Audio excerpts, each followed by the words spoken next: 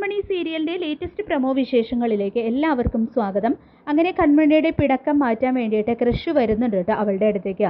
കൃഷാണെങ്കിൽ ഓരോന്ന് പറഞ്ഞ് പിണക്കം മാറ്റാനൊക്കെ ശ്രമിക്കുന്നുണ്ടെങ്കിലും കൺമണി അതൊന്നും മൈൻഡ് ചെയ്യാതെ തിരിച്ചു പലതും പറയുന്നുണ്ട്. അതിനിടയിൽ വരുണിനെ കാണാനായിട്ട് അയാളുടെ ഫ്രണ്ട് ആയിട്ടുള്ള CA വരികയാണ്.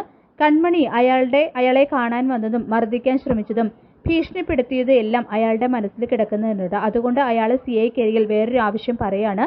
വരുൺ മരിക്കുന്നത് വരെ വേറൊരു കാര്യവും ആവശ്യപ്പെടില്ല എന്നും പറയുന്നുണ്ട് കേട്ടോ. ഈ ആവശ്യം എങ്ങനെയെങ്കിലും സാറ് സാധിച്ചു തരണമെന്നും പറയുന്നുണ്ട്.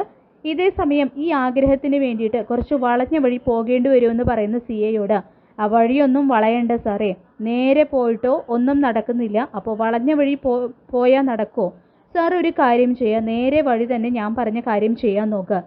പിന്നെ ഒരു കാര്യം സൂക്ഷിച്ച് കൈകാര്യം ചെയ്യണം. ഇതുവരെ നമ്മൾ ചെയ്ത ഒരു പ്ലാനും നടന്നിട്ടില്ല, അതാ പറഞ്ഞതെന്ന് പറയുന്നുണ്ട് കേട്ടോ വരുൺ. അതിനിടയിൽ ബാലുവിനെയും സുമിത്രയെയും കാണാനായിട്ട് ആ വക്കീൽ എത്തുകയാണ്. എന്തൊക്കെയോ അവരുമായിട്ട് പ്ലാൻ ചെയ്യാനും മറ്റുമായിട്ടാണ് കേട്ടോ വരുന്നത്.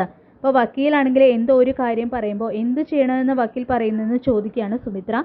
വരുൺ CAയോട് എൻ്റെ ശരീരത്തിൽ ജീവൻ ബാക്കിയുണ്ടെങ്കിൽ ഞാൻ അവളോട് പ്രതികാരം ചെയ്തിരിക്കുമെന്ന് പറയുന്നുണ്ട്. അങ്ങനെ കൺമണിയോട് കൃഷ് ഓരോന്ന് പറയുന്നുണ്ടെങ്കിലും കൺമണി അതൊന്നും കേൾക്കാനായിട്ട് നിൽക്കുന്നില്ല. പിന്നീട് എന്തോ പറഞ്ഞപ്പോൾ കലിപ്പ് മൂത്ത കൺമണി കൃഷ്ണനെ തള്ളി മാറ്റുകയാണ് കേട്ടോ. എന്നിട്ട് മുഖം വീർപ്പിച്ചിരിക്കുന്നുണ്ട്. ഇത് കണ്ട് കൃഷ്ണനാണെങ്കിൽ ചിരി പൊട്ടുകയാണ്. വീണ്ടും ഓരോന്ന് പറഞ്ഞിട്ടും മൈൻഡ് ചെയ്യാതിരിക്കുമ്പോൾ ഇനിയാണ് ആക്ഷൻ കോമഡി എന്ന് പറഞ്ഞ് കൃഷ്ണ ഓരോന്ന് കോമഡി പറയുകയും മുഖം കൊണ്ട് ഓരോരോ ആക്ഷൻസ് ഒക്കെ കാണിക്കുകയും ചെയ്യുന്നുണ്ട്.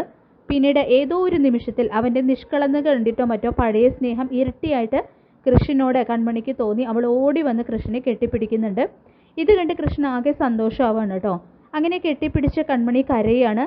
ഇത് മനസ്സിലാക്കുന്ന കൃഷ് അവളുടെ മുഖം കയ്യിലെടുത്ത് പിടിച്ച് കണ്ണീര് തുടച്ചു കൊടുക്കുന്നുണ്ട്.